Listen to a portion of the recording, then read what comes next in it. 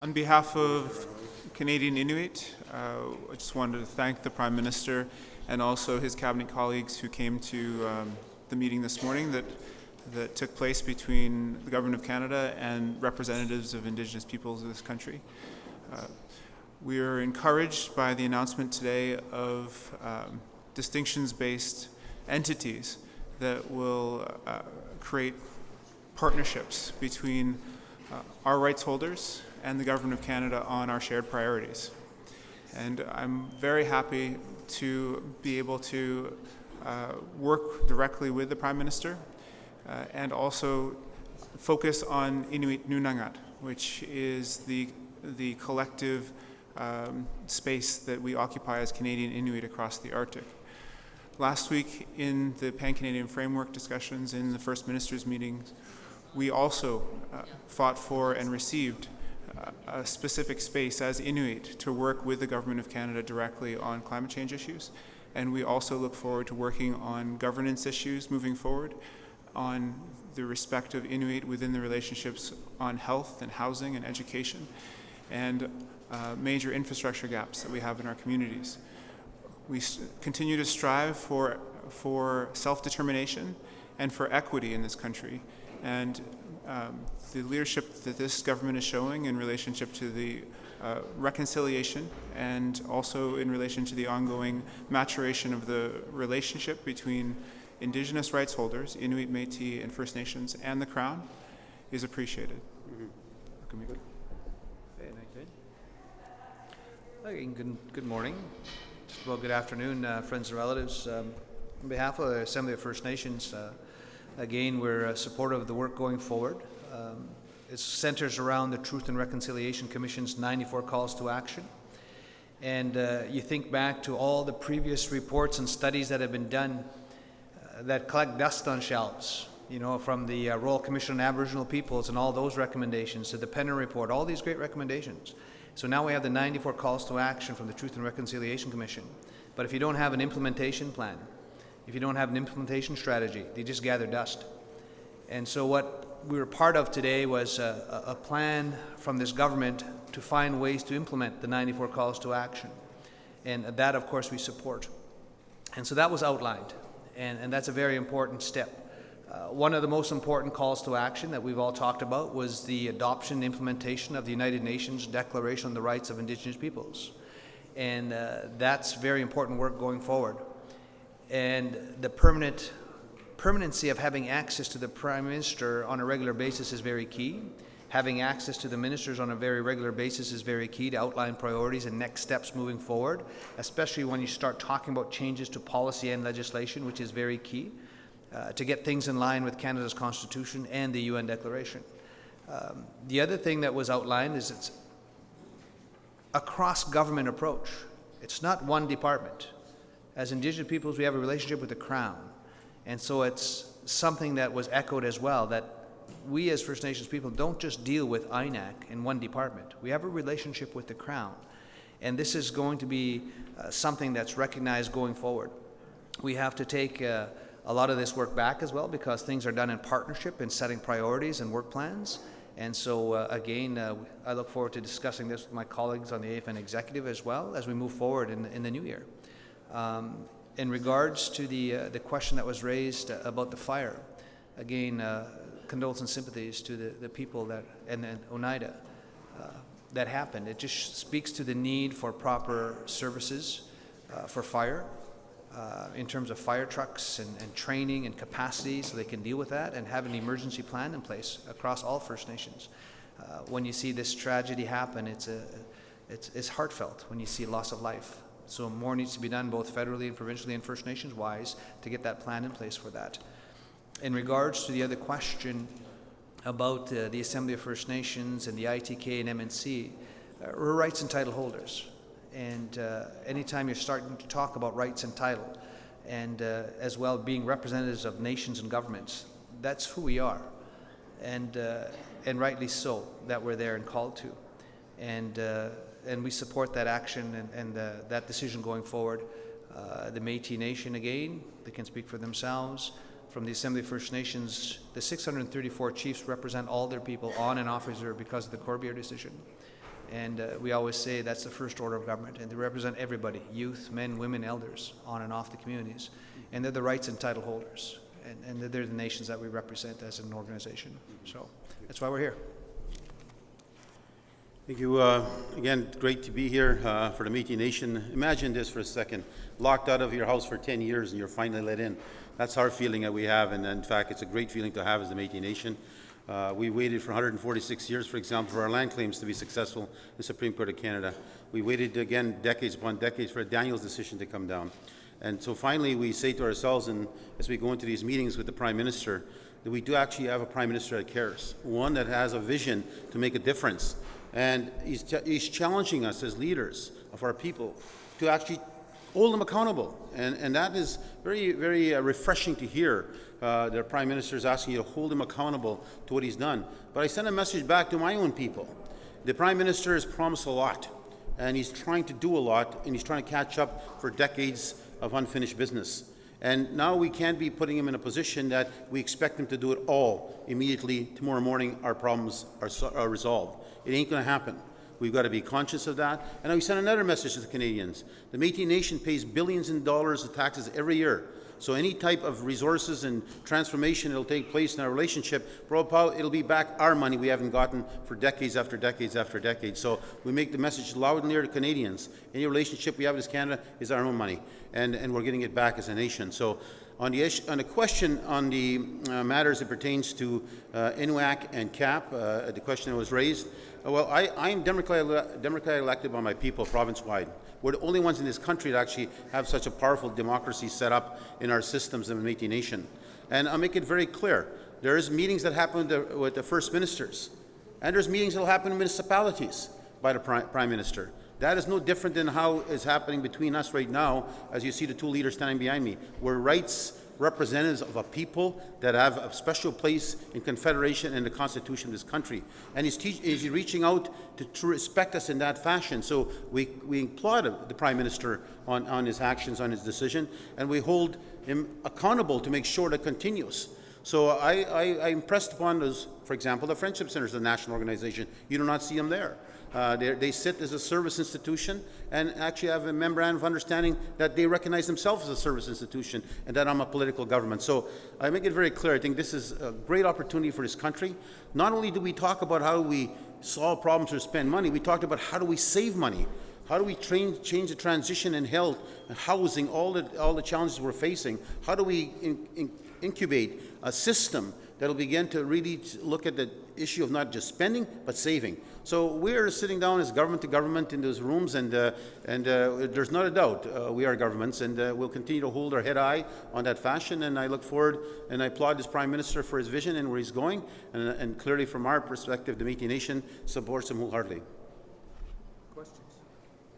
Good afternoon, gentlemen. I'm wondering, there's been much talk about progress, but I want to go back to conditions on reserves and off reserves. Water, housing, infrastructure, education, I could go on and on. There's been much talk about and much promises on what to do and what things have to be done. Do you feel that in the last year there has been significant progress, not only in the talks or in what you hear, but in what the conditions that people are living in? Is that what they're telling you, that their life has improved dramatically in the last year? It's a good question, Joyce, and I think back to 12 months. And the gap that I always talk about that needs to be closed is the 6th versus 63rd. Canada is rated 6th according to the United Nations Human Development Index, quality of life, very high up. You apply the same indices to Indigenous peoples, First Nations people, we're 63rd. So this gap represents everything we talk about. Overcrowded housing. It represents 132 boil water advisories, the high youth suicide, the 1,300 missing murdered Indigenous women and girls, the 40,000 First Nation children in foster care, the disproportionate number of our First Nations people in jail. Those issues are here because of decades and upon decades of neglect and our issues being put to the side. And you're not going to close that gap in 1 year, Joyce. It's not realistic to think you're going to close it in 1 year. So let's take stock of what happened 1 year. 1 year ago, there was no inquiry to missing murdered Indigenous women and girls. We now have the inquiry. 1 year ago, there was no substantial investment in First Nations issues at all. The $8.4 billion is there. And I've said before publicly that, yes, this is unprecedented, because when was the last time there was $8.4 billion spent on First Nations issues? The answer is never. The issue is now making sure those resources get out in a timely manner so that they have real, meaningful impact on the ground. And that's changing systems within government in order to do that, the bureaucracies. So that's happened as well. So within 1 year, you had those two things. The 132 boil water advisories, 14 it's down, so 132 minus the 14. You're not going to get them all done in a year. But to hear the Prime Minister commit that within 5 years, those 132 boil water advisors will be gone. So it's my job as National Chief to hold his feet to the fire on some of those commitments. That's what I see. The same thing with education on reserve. Is the tuition gap closed? Are schools opening? He came to our assembly last week and outlined the number of schools that are opening. So we always say you open the door to a school, you close the door to a jail. And so it's very important. So we see things moving, not as effectively and efficiently as can be done within 12 months, but we know there's a strategy and plan moving forward. To close this gap is not going to happen in 12 months. Long-term sustainable investments. That's the trick. That's the thing. That's the key that has to be done. And to Canadian people, I say this. It's not going to change in 1 year. You need 5, 10, 15, 20-year strategies in order for that to change. And that's what I see going forward. So has it all been fixed in 1 year? The answer is no. Is there a strategy and plan in place in order to move forward? The answer is yes. It's going to take some time. That's what I see. Do you get the feeling that conditions have improved just a little bit?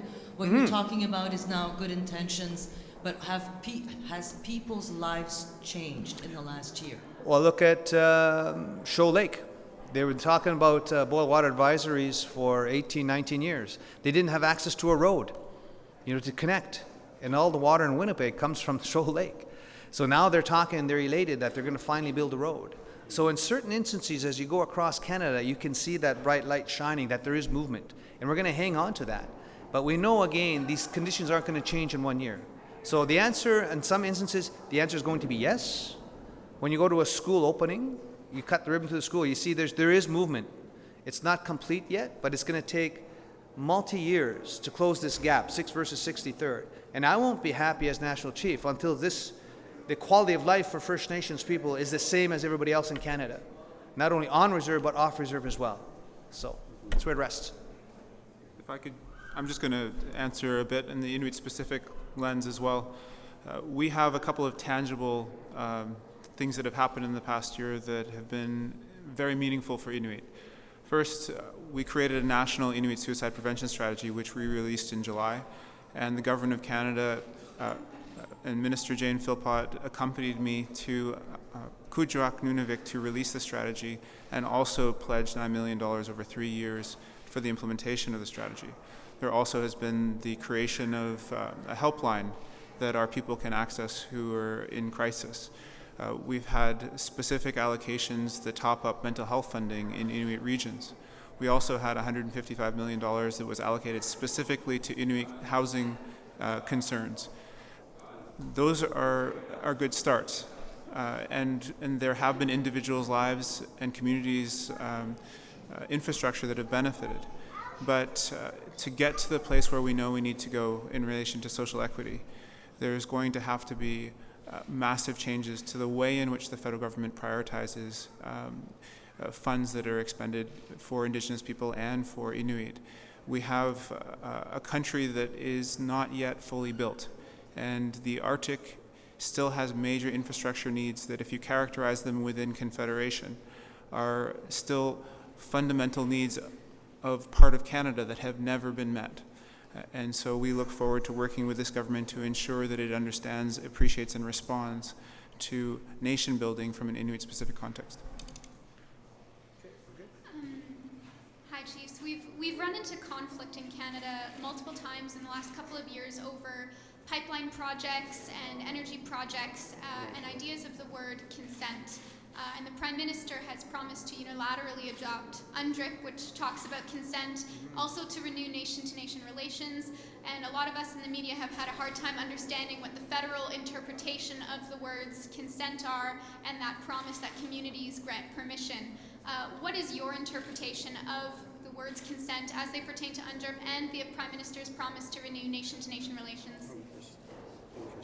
Well, in fact, thank you for the question. It's a very good question. In retrospect, I think what we're finding ourselves is that Canada definitely is holding firm on their position to ensure that industry give the respect as duly reflected in the Supreme Court decisions that it must take place, that duty to consult is a necessity, discussions have to happen. Now with UNDRIP coming upon, even further collaboration is adding on to the process that industry has to open its eyes and its doors. And I think the Government of Canada has sent a powerful message to industry to sit down with the Indigenous leadership. In fact, I'm sitting down with Enbridge right now in Manitoba. We're having dialogues on the process, but we're looking at it from two different sides. We're not only looking at from the environmental sector side, we're looking at from the entrepreneurial economic side. So as governments too, we have a responsibility to be cognizant of our citizens' issues and concerns. So we're moving on the agenda with knowing full well that the Government of Canada is also supporting to ensure that industry will be listening to this consent, this ability for them to sit down from a government-to-government, nation-to-nation relationship with us.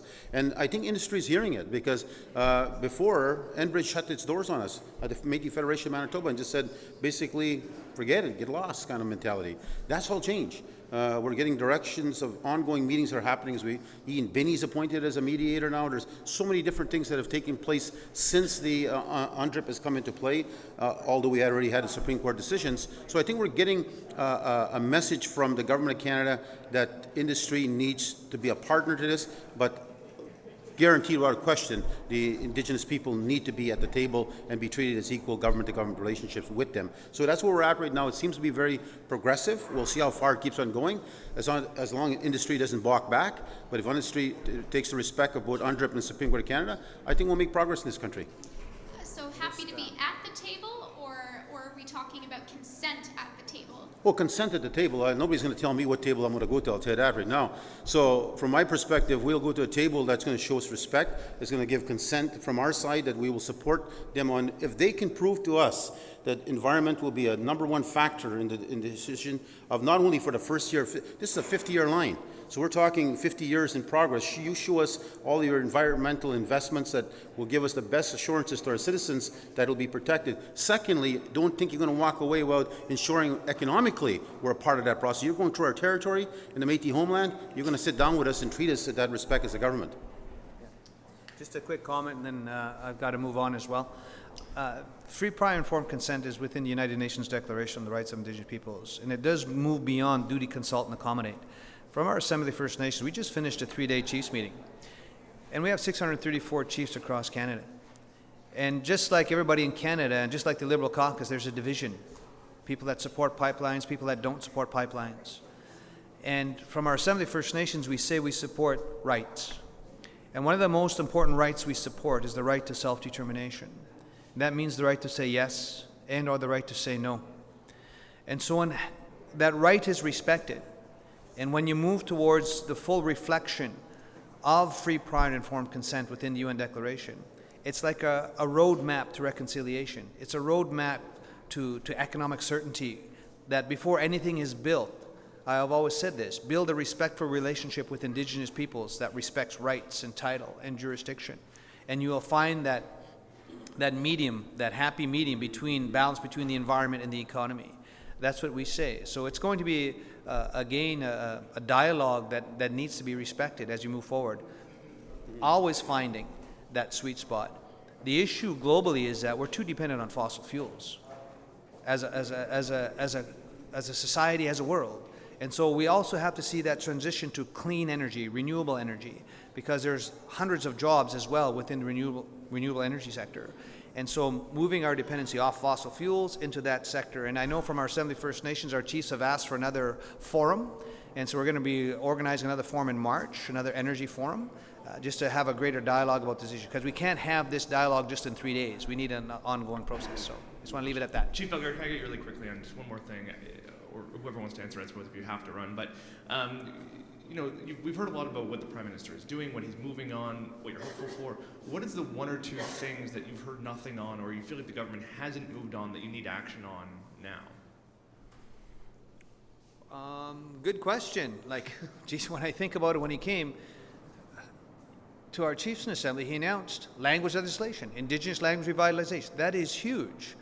What a better way for reconciliation than to have statutory legislation in place for the recovery of Indigenous languages. Then working with us to look at ways to adopt the UN Declaration of the Rights of Indigenous Peoples. That's huge. And the federal law and policy review, is huge. Getting all the laws and policies in line with treaty rights and inherent rights, And if there was anything, again, it's just to move closer with us when we want to start looking at changing institutions of government. But that's a work in progress. What I mean by that is, and that'll be part of the work on legislation for Indigenous languages, an Indigenous Languages Commissioner, and changing institutions of government, revitalizing a treaty commissioner. All these things can be worked on, but again, they're a work in progress. So that's where some things can be moved upon. So, but guys, I've got to go, and very my quick colleagues question, can Chief do it. Bellegarde. Chief Bellegarde, please. If I can answer, he's taking off, but if I can answer your question, it's a good question, especially from the Métis Nation leadership. From our side, we look at it from the context, we've never been involved. We've been always left out. And unfortunately, we had to go to courts to get ourselves back into the table, and now we're in the table. And so I think it really assists us a lot in the sense that Métis policy needs to be driven in this government. Right now, the $8.4 billion you announced as Indigenous people, and Canadians automatically think it's for the Métis also. It's not for us. It's zero for us. So we know that.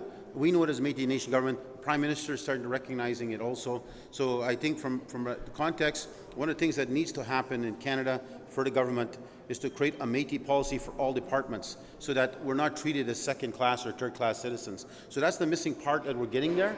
But it's a good I really like the question. I had my head spinning trying to think what hasn't we receive right now such great respect, and that means a lot to us more than money. Somebody shows respect to the Métis Nation, we never forget that. Thank you. Thank you, everybody. Yeah, thank you. Thank you so much.